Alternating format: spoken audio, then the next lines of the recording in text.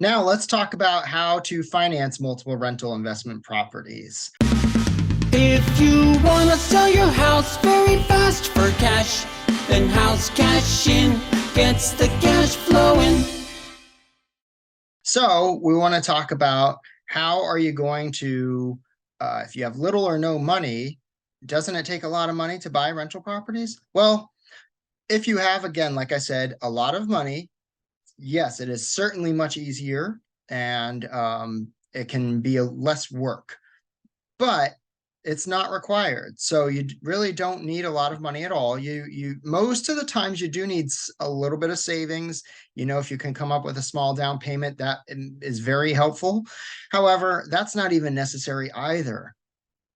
Using a method that, as we in the investing world have come to refer to as the BRRRR method, which stands for buy, rehab, rent, refinance, repeat. You can use the same funds to continue buying rental after rental, and it's limitless. You can buy as many rentals as you can. You just can generally only do one at a time unless you get really good at finding really good deals. And we'll talk more about finding good deals in the next section. But for now, all you need to know is that by using the BRRRR method, you can buy a property that needs repairs, that needs a lot of work, that you can fix up, and you can add value to it. And then you can rent it out, refinance it. And then the last step is to repeat, which means once you refinance, you do a cash out refinance and you get all of your investment back. If you put a down payment or if you paid for renovations, whatever money that you have tied up in that property, you're going to cash out, refinance, get all that money back, and then use it to buy the next property and do the exact same thing over again. So you don't need to be able to, come up with $50,000 every time you buy another rental. You can use that same money. If you're able to save, $20,000, $30,000, $40,000 as a one down payment, you can keep reusing it. Now, what if you can't save $40,000, $30,000, $50,000 or anything for a down payment? Well, again, I do suggest that you have some cash in the bank, some kind of reserves or money for renovations and repairs, especially once the house is rented out, because there will be times where you need to make some repairs or have some things that you'll have to spend money on, but not much, really. I mean, certainly not $40,000 or $50,000. So how you get around this is if you don't have that money, you use an option called a hard money lender, and you're going to use a product that hard money lenders offer, which is called the debt service coverage ratio loan. So that was a lot to unpack. Let's talk about it. A hard money lender, first off, is a lender that will finance based on the asset. So rather than a traditional mortgage broker or mortgage lender who's going to give you a loan based on how well qualified you are, which a lot of times that can be very, very strict. Their guidelines you might have to make six figures in W-2 income, have been at your job for years.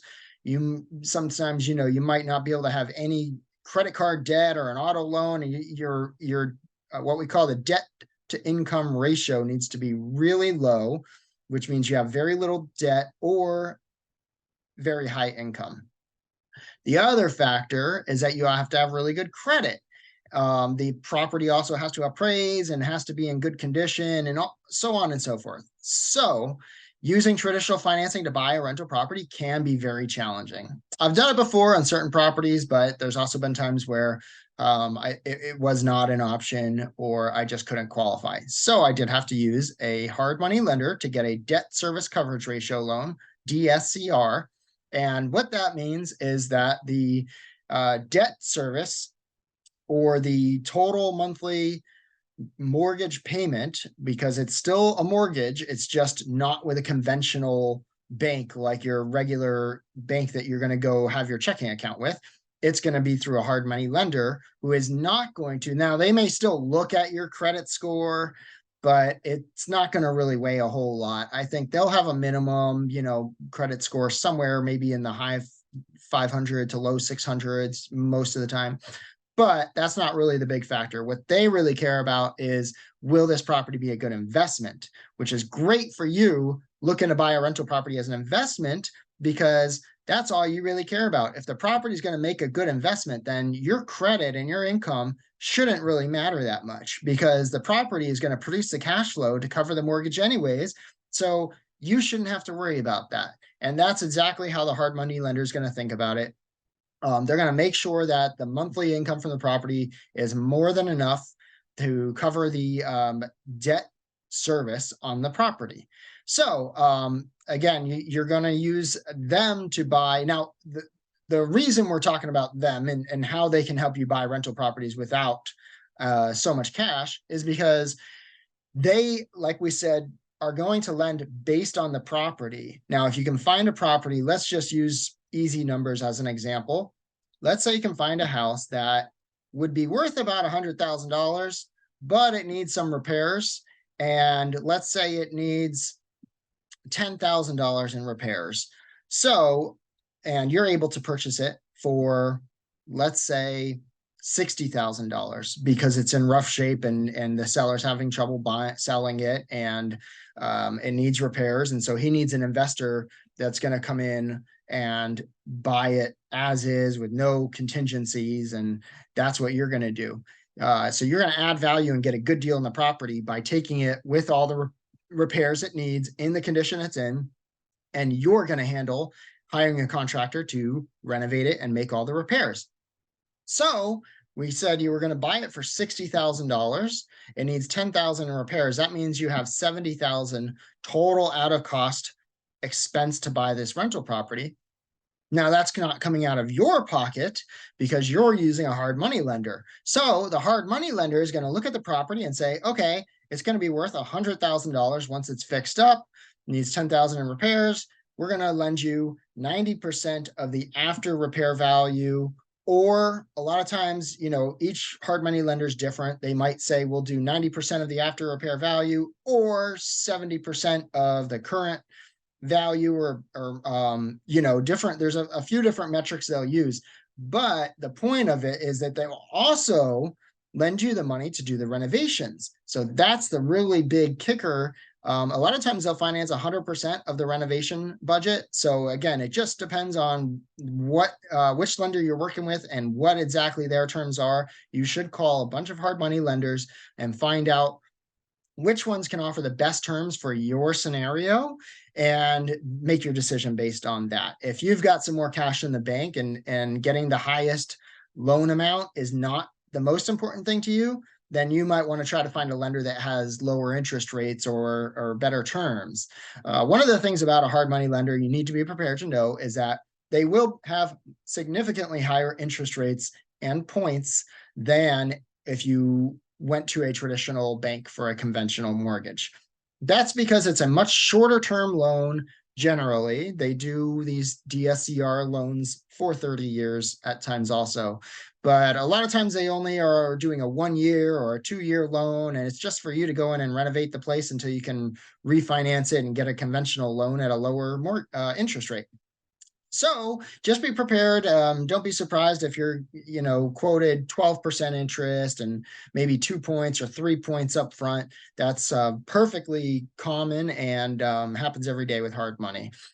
It shouldn't matter as long as the rental property makes sense. So if the property is going to rent for enough to cash flow, then paying a little bit more each month on the mortgage is not going to kill you. Because if you're still making cash flow, you're still making more money than you were if you hadn't bought the rental property, right? So anyways, so back to the hard money lender.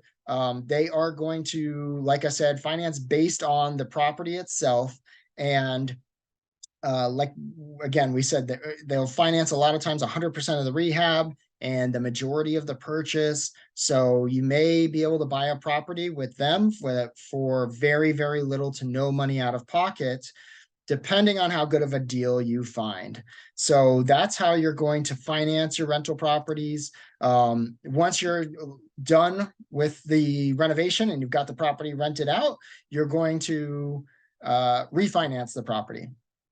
Like we said before, that you're going to refinance it so that you can get all of your capital back out. If you have anything invested, you're going to get that money back out so that you can use it as a down payment on the next property. And you're going to do the exact same thing again. You're going to find a property that needs repairs that you can get for a discounted price so that you can build equity in the property, then rent it out, start producing cash flow, and then you can go to a traditional lender, or if you don't have good enough credit or you can't qualify or have any challenges there, you can just go back to your hard money lender and say, I want to refinance this into a 30-year DSCR type of loan.